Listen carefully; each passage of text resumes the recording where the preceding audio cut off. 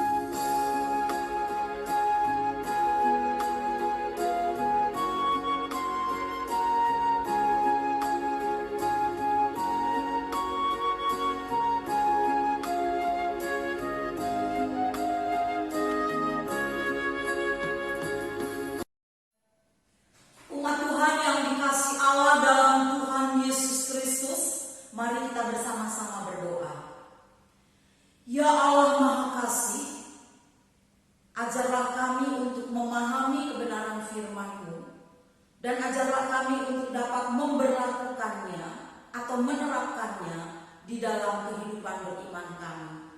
Urapilah hamba-Mu yang akan menyampaikan kebenaran firman ini. Dalam nama Tuhan Yesus kami sudah berdoa. Amin. Marilah berdiri untuk mendengar firman Tuhan yang dibacakan dari Alkitab, Kitab Esra 8 ayat 21-23, yang menyatakan, "Kemudian di sana, di tepi sungai Ahwa itu, aku memaklumkan puasa supaya kami merendahkan diri di hadapan Allah kami dan memohon kepadanya jalan yang aman bagi kami, bagi anak-anak kami dan segala harta benda kami. Karena aku malu meminta tentara dan orang-orang berkuda kepada raja untuk mengawal kami terhadap musuh di jalan. Sebab kami telah berkata kepada raja demikian, tangan Allah kami melindungi semua orang yang mencari Dia, demi keselamatan mereka. Tetapi kuasa murkanya menimpa semua orang yang meninggalkan Dia. Jadi berpuasalah kami dan memohon hal itu kepada Allah, dan Allah mengabulkan permohonan kami." Demikianlah pembacaan Alkitab. Berbahagialah setiap orang yang mendengar firman Tuhan dan yang melakukannya. Terpujilah Tuhan Yesus. Hosiana. Hosiana, Hosiana, Hosiana.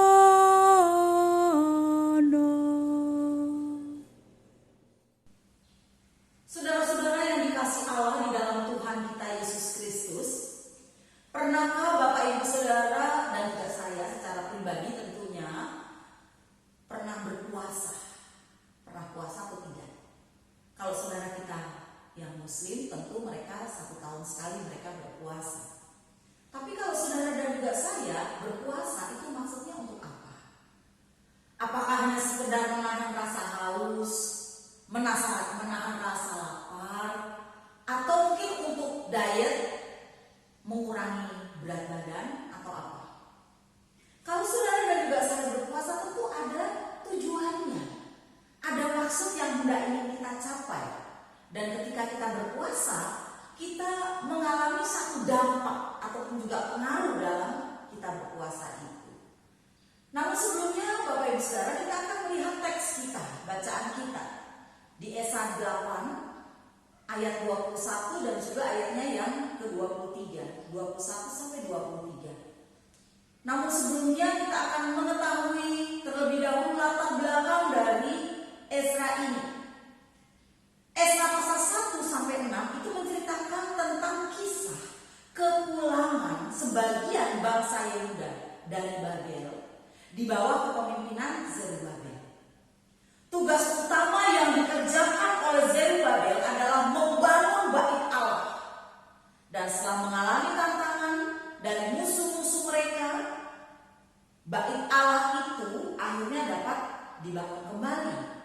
Dan bangsa Yehuda bisa beribadah di sana. Itu ada di pasal 6 ayat yang ke-15 sampai dengan 22. Namun saudara-saudara, meskipun bait Allah itu sudah ada, satu hal yang masih kurang. Apa? Pengajaran Taurat. Pembuangan ke Babel telah mengajar bangsa Yehuda suatu pelajaran yang sangat rohani, pelajaran yang sangat penting, bahwa ketidaktaatan terhadap Taurat Tuhan akan membawa mereka pada sebuah penghukuman.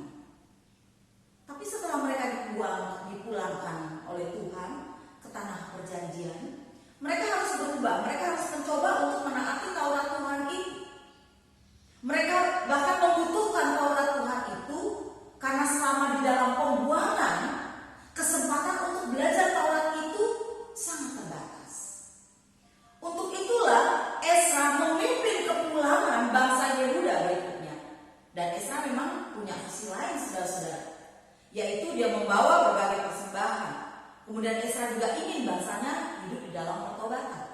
Bahkan Esra juga ingin bangsanya pada saat itu tunduk takluk pada hukum Tuhan atau pada Taurat Tuhan. Ketika Esra pulang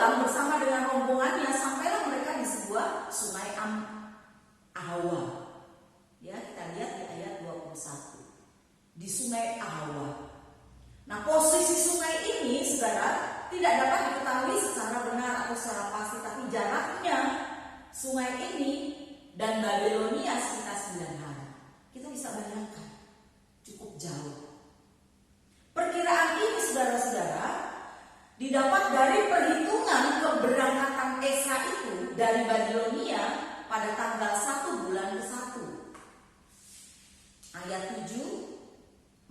Pasal 7 ayat 9. Dan kemudian juga keberangkatan dari Sungai Ahowa ini pada tanggal 12 bulan ke-1. Pasal 8 ayat 31. Dengan memperhitungkan 3 hari mereka tinggal dekat sungai ini, ayat yang ke-15 ya, jelas sekali dikatakan, kita dapat menarik kesimpulan bahwa jarak Babilonia itu dan Sungai Ahawa itu sekitar 9 hari. Nah, ketika mereka beberapa hari di Sungai Ahawa, kemudian Esra menyadari bahwa ternyata dalam rombongannya itu tidak ada orang-orang Lewi. Dia baru menyadari itu ada di ayat 15. Padahal orang Lewi itu sangat diperlukan untuk menyelenggarakan ibadah di Bait Allah. Tidak sembarang orang saudara-saudara bisa menyelenggarakan Bait Allah, dan orang Lewi inilah orang pilihan.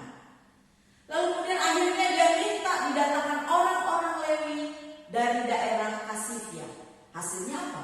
Orang-orang Lewi yang mau pulang hanya sedikit. Dikisahkan di pasal 18 sampai dengan ayatnya yang ke-19 dari pasal 8 itu, yang pulang hanya 38 orang. Yang paling banyak justru para budak. Para budak Bait Allah yang bukan dari keturunan Lewi. Ayat 20. Saudara, kenapa orang Lewi atau suku Lewi enggan pulang? Kemungkinan besar ada 2 faktor, saudara. Faktor yang pertama adalah mereka sudah memiliki pencaharian yang tetap. Mereka sudah hidup mapan, sudah hidup tetap di pembuangan, sehingga mereka enggan pulang. Bisa juga alasan yang kedua, posisi mereka di Bait Allah itu lebih rendah dari orang-orang Lewi yang dari keturunan Harun yang berprofesi sebagai imam. Setelah orang-orang Lewi dan para budak Bait Allah datang, Esra lalu memerintahkan semua bangsa Yehuda untuk berpuasa supaya perjalanan mereka dapat berlangsung dengan aman. Mereka membutuhkan perlindungan, mereka membutuhkan pertolongan khusus dari Tuhan. Pertanyaannya, mengapa mereka perlu berpuasa? Mengapa mereka mengkhawatirkan perjalanan mereka? Mereka perlu melakukan ini karena mereka akan menempuh perjalanan yang cukup jauh, cukup panjang selama 4 bulan. Kita lihat di pasal 7 ayat 9. Tepat pada tanggal 1 bulan pertama ia memulai perjalanannya pulang dari Babel, dan tepat pada tanggal 1 bulan kelima ia tiba di Yerusalem, oleh karena tangan murah Allahnya itu melindungi dia. Saudara-saudara yang dikasihi Allah di dalam Tuhan Yesus Kristus, selain perjalanan ini bukankah perjalanan yang aman dan menyenangkan ketika mereka ada dalam tuntunan dan penyertaan Tuhan? Mereka mengkhawatirkan juga serangan-serangan dari pihak musuh, dari pihak penyamun. Mereka tidak hanya khawatir dengan diri mereka sendiri, saudara, tetapi juga ada anak-anak kecil dan harta benda yang akan mereka bawa. Mereka khawatirkan itu semua. Tapi sesungguhnya kenyamanan, bahkan juga kesenangan mereka aman kalau ada perlindungan dan pertolongan Tuhan. Oleh sebab itu Esra menekankan, ayo mari kita berpuasa. Saudara-saudara yang dikasihi Allah di dalam Tuhan kita Yesus Kristus, puasa itu menjadi cara umat berserah secara sepenuhnya kepada kehendak Tuhan di waktu mereka tidak berdaya. Mereka memohon pertolongan dan penyertaan Tuhan sebelum mereka mengadakan perjalanan mereka. Oleh sebab itu, saudara-saudara, kalau kita lihat sebetulnya puasa itu sendiri sudah dilakukan oleh bangsa Israel sejak zaman dahulu. Bukan hanya bangsa Israel, tapi juga bangsa-bangsa lain pun mengalaminya ataupun juga menjalaninya, melakukan puasa itu. Kalau bagi kita ya orang Kristen, puasa adalah hal yang sangat penting dalam ibadah. Ada gereja-gereja tertentu yang wajib untuk berpuasa. Tetapi ada gereja-gereja tertentu juga mungkin seperti GPIB ya, yang tidak mewajibkan. Tetapi kalau ada warganya atau umatnya yang berpuasa, silakan. Berpuasa melalui doa, berpuasa melalui berbagi kasih atau sedekah, Berpuasa dengan cara mendisiplinkan diri rohani kita secara pribadi kepada Tuhan. Nah, saudara-saudara, kalau di dalam perjanjian lama ada beberapa alasan umat Israel itu berpuasa, maupun juga kalau kita lihat ada di PB, perjanjian baru. Antara lain satu saat mendengar berita buruk dari Nehemia 1 ayat 4. Saat keluarga, sahabat ataupun juga sedang sakit, itu ada di 2 Samuel 12 ayat 16, di Mazmur 35 ayat 13. Bahkan saat adanya kematian, itu ada di Samuel 31 ayat 13. Kemudian saat datang bahaya, itu ada di Ester 4 ayat 16, di Daniel 6 ayat 18 dan seterusnya. Bahkan saat terancam bencana nasional, itu ada di Hakim 20 ayat 26. Saat terancam penghakiman, itu ada di Yeremia 36 ayat ke-9. Sebelum mengadakan perjalanan, nah bacaan kita ini, bacaan hari ini saudara-saudara. Atau bahkan secara umum juga saat pengakuan dosa di hadapan pribadi dan saat bersyafaat misalnya ya, Daniel. Dan ada banyak sekali, seperti halnya juga Tuhan Yesus berpuasa. Saudara-saudara, puasa di dalam bahasa Yunani, nesteia, terdiri dari 2 bagian, yaitu awalan negatif ne dan kata kerja estio, yang artinya apa? Makan. Nah, seringkali saudara-saudara perkataan ini diterjemahkan dengan berpantang makanan secara sukarela. Sedangkan dalam bahasa Ibrani ada 2 kata yang punya hubungan erat sekali dengan perbuatan puasa. Artinya apa? Berpantang semua makanan.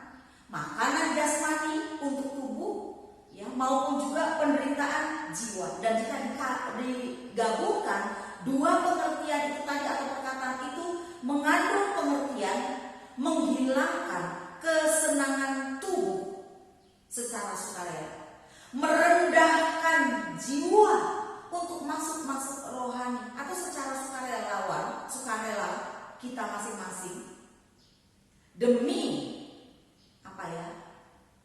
Kedekatan kita kepada Tuhan, intensinya kita kepada Tuhan, memberikan satu dorongan dalam tubuh kita untuk meningkatkan ya keimanan kita dengan cara berpuasa. Ezra berpuasa karena memohon perlindungan dan penyertaan Tuhan dalam perjalanan yang panjang menuju Yerusalem. Tapi kalau kita, saudara dan saya atau saya secara pribadi, misalnya saya berpuasa, Bapak Ibu Saudara berpuasa bukan sekedar pantangan itu tadi, makanan dan minuman itu tadi, enggak, tidak. Tapi bagaimana kita juga berusaha mau mendekatkan diri kita kepada Tuhan secara intens melalui doa-doa yang kita naikkan. Ya, dengan cara kita tidak makan, tidak minum, tidak dibatasi waktunya kapan. Misalnya dari jam 5 pagi nanti baru boleh buka, boleh makan misalnya jam 6 sore begitu. Tidak dibatasi seperti itu. Tapi bagaimana kita bisa mengendalikan diri dan emosi kita ya, secara sukarela, tidak dengan paksaan, sehingga dengan itu kita bisa konsentrasi, kita bisa fokus kepada Tuhan.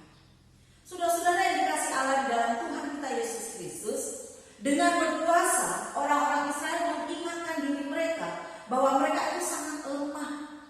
Mereka tidak punya pengharapan apapun dari pihak lain kecuali dari Tuhan. Itu keyakinan mereka. Selama berpuasa mereka disadarkan mereka itu makhluk yang lemah. Mereka tidak berdaya. Mereka ada kekuatan. Karena apa? Kekuatan itu datangnya dari Tuhan.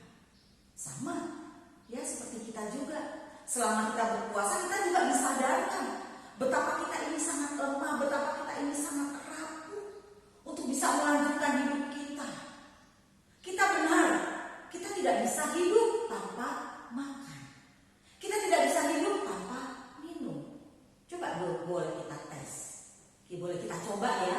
Seharian kita nggak makan, seharian kita tidak minum, tubuh kita akan lemas. Bahkan mungkin berhari-hari kita bisa lakukan itu. Bisa-bisa kita akan meninggal dunia. Kalau misalnya kita bisa bertahan tanpa makan, tanpa minum, gitu ya, itu berarti kita benar-benar puasanya fokus kepada Tuhan.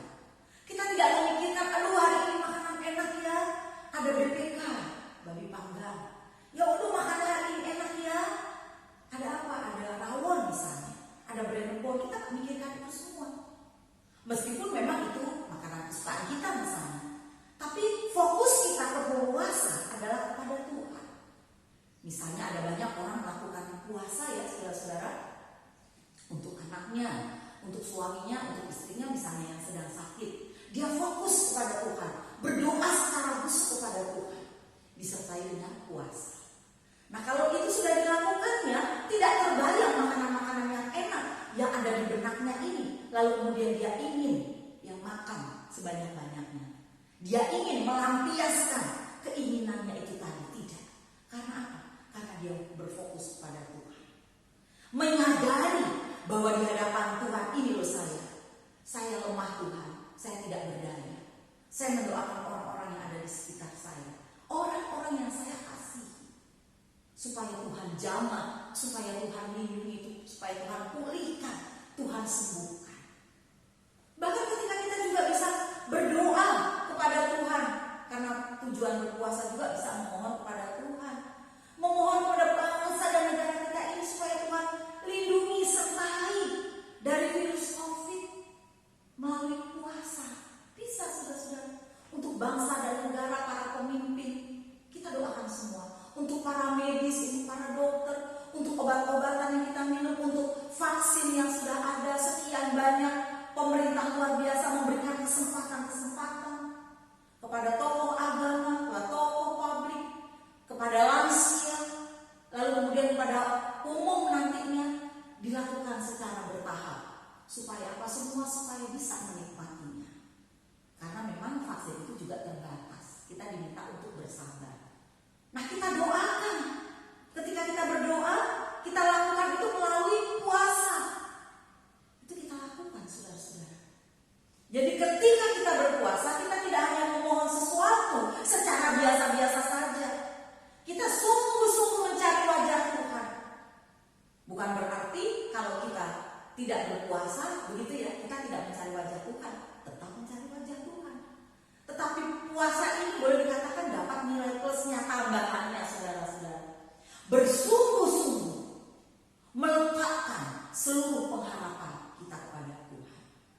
Saudara-saudara yang dikasih Allah dalam Tuhan Yesus Kristus, oleh sebab itu dari bacaan kita ini mari kita belajar. Bagi yang belum pernah berpuasa, mungkin terasa berat. Tidak tahan untuk 2 jam ke depan tidak makan. Apalagi yang punya emah ya, yang punya penyakit emah. Dia harus batasi tentunya kan. Harus makan jam sekian, harus makan buah misalnya, harus ngemil, karena kalau tidak emahnya kambuh. It's okay. Tetapi bisa juga dilakukan puasa. Misalnya hanya 1 jam atau 2 jam, benar sama sekali kita tidak makan sesuatu atau tidak minum. Dan sambil kita berdoa secara penuh dan sungguh-sungguh kepada Tuhan. Amin.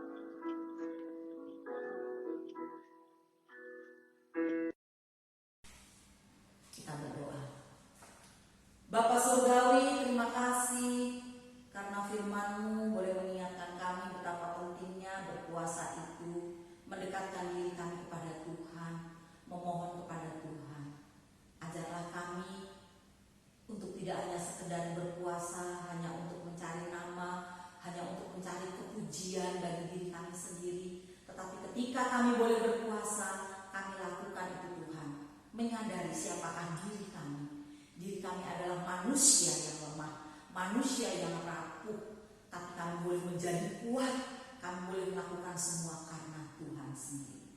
Terima kasih, kami juga boleh berdoa untuk bangsa Indonesia yang kami cintai, memberkati Bapak Presiden dan para menteri, memberkati para pimpinan di TNI maupun di Polri, kepolisian, memberkati gereja-gereja Tuhan, pelayanan secara daring, maupun juga pendeta-pendeta, penginjil atau evangelis yang Tuhan percayakan ada di setiap gereja-gereja dan jemaat. Memberkati juga jemaat kami di Sangkakala semua, dengan kegiatannya, dengan setiap kerinduan dari kami untuk memberikan yang terbaik bagi Tuhan melalui talenta kami. Yang sakit Tuhan pulihkan, yang sedang dalam kedukaan Tuhan hiburkan, juga yang sedang bersuka cita Tuhan tambahkan juga berkat senantiasa bagi mereka dan bagi kami semuanya. Ajarlah kami untuk tidak lupa untuk selalu bersyukur senantiasa di hadapan Tuhan. Terima kasih ya Tuhan, di dalam pengasihan-Mu kami mohon. Dengarkanlah doa kami. Dalam nama Tuhan Yesus yang mengajar kami berdoa secara bersama-sama. Bapa kami yang di surga, dikuduskanlah nama-Mu, datanglah kerajaan-Mu, jadilah kehendak-Mu di bumi seperti di surga. Berilah kami pada hari ini makanan kami yang secukupnya, dan ampunilah kami akan segala kesalahan kami, seperti kami juga mengampuni orang yang bersalah kepada kami. Dan jangan membawa kami ke dalam pencobaan, tetapi lepaskan kami daripada yang jahat. Karena Engkau yang mempunyai kerajaan dan kuasa dan kemuliaan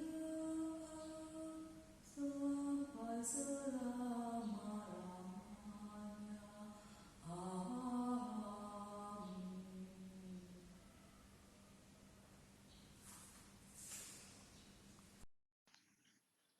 Muliakan Tuhan dengan hartamu dan dengan hasil pertama dari segala penghasilanmu.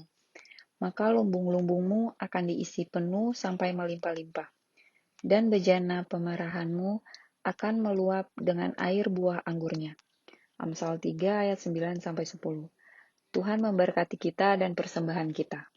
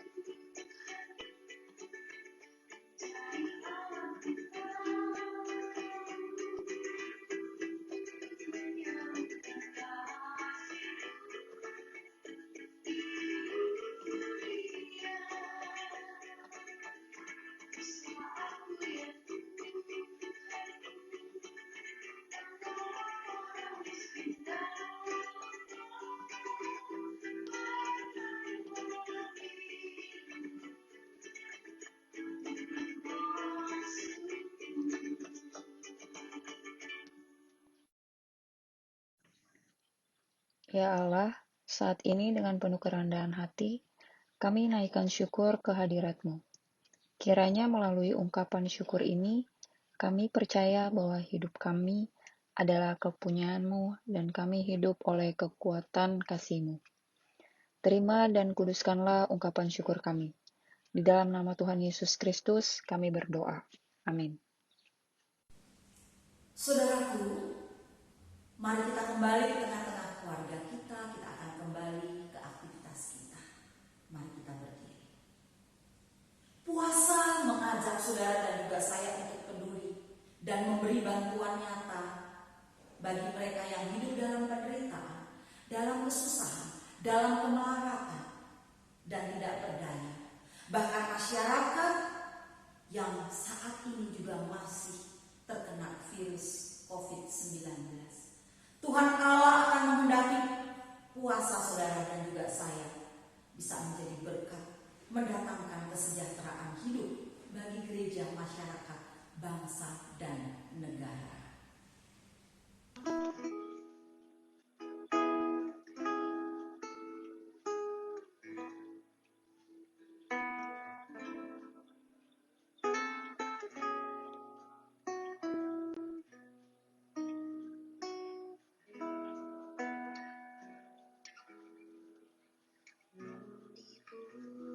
Bukit yang jauh tampak kayu salib, lambangku untuk nestapa jelas.